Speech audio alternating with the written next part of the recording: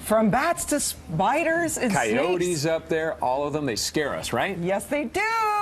But we they're shouldn't actually be pretty good. spooked. We shouldn't be spooked, says Julian Victor. He is our good friend here, and you do so much for animal conservation. Yep, good morning. How you doing? I mean, I don't know about you. Got to convince me on this one. Well, we just want to chat about some of the animals that we perceive as being either frightening or bad or Yeah, because scary. it's Halloween and it's all things spooky, and we associate animals with scary, and this fear has led to these negative myths and perceptions, but in reality they have an impact in the environment. We benefit from that. Okay, let's take a look, see. Classic so Halloween first animal, one. let's see. Bats. Bats. Come on, Jules. So with bats, they are seen like they're all the staple of Halloween. They're all over on houses and their decorations, and people see them as evil because of their association with the dark and with vampires. Yeah. And yes, some of them do drink blood, but majority of them Not ours, though. Not ours, though. There are about 8 species of them in Ontario, but majority of them eat insects and they get rid of pests. A single brown bat can actually consume 600 to 1,200 mosquitoes in an hour. Oh. In an hour. In an hour. And that's why a lot of people do have the bat houses in their backyards. I've got one on my back wall. I have not had any luck with it, though. I would love to see bats in there. Right, and yeah?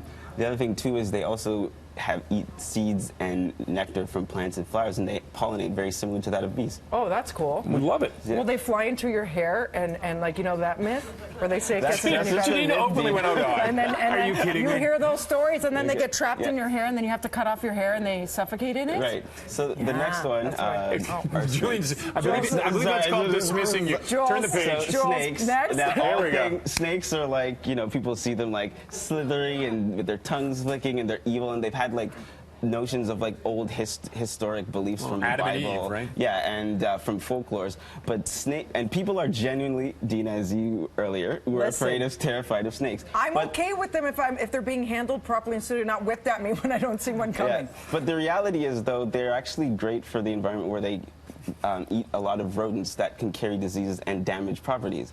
And they also serve as food to other predators such as coyotes, raccoons, minks, possums, and birds of prey, and even other snakes. And there's actually about 11 species of snakes in Ontario, and only one, which is the Massasauga rattlesnake, which is venomous. The Massasauga one is? Yeah, okay. Yeah.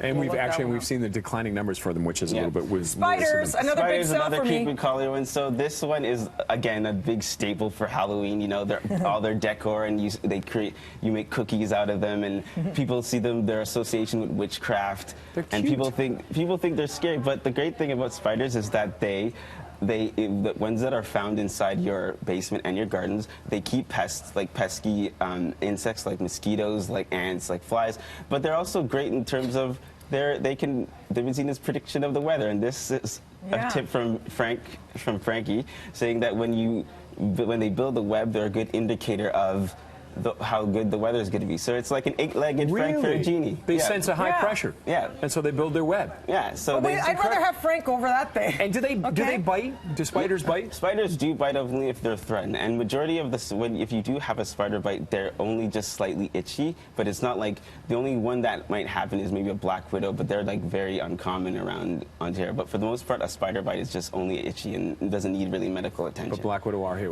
We got to get possum in. Yeah. So this is so cool. Now, I love the possum. It's not the traditional Halloween, but people find them absolutely terrifying. They have their long, prehensile tails. They're beautiful to other possums. Oh, they're cute. Oh, that's not cute. They're the only they're the only marsupial in North America, and people find this here. But the great thing is they eat ticks, and they eat lots of ticks, and they eat about 5,000 in a single season, and that reduces the chances of you getting Lyme disease. Yeah, which is awesome. And so what you're saying is possums are awesome. They're awesome. Do you say possum or opossum? Opossum. Possum. Okay. Yeah. They're awesome. And last one. And sneak it in quick, then we got to go. Yep. Last one is coyotes. Coyotes, there's a lot of controversy with coyotes. People see them as evil, and a lot of times they're worried about their dogs getting attacked. And yes, sometimes they do, but that's also a result of people walking with them off leash in areas where there are coyote activity. But coyotes serve a great purpose in the fact that they control rabbit and rodent populations, and they also keep other predators like foxes and raccoons in check. So they're great, and for the most part, coyotes are very elusive. So for every coyote that you see, there's many more that you don't. Oh, And they're cool. gorgeous. Yeah, and they're great. They're And you have more of a gorgeous-looking chance of creatures. getting attacked by your dog than you do a coyote. So necessary go. to the ecosystem and the circle of life. Yeah. From our Julie Beautiful. and Victor. Where do we find out more? BreakfastTelevision.ca. You're never convincing me on the cockroach, though.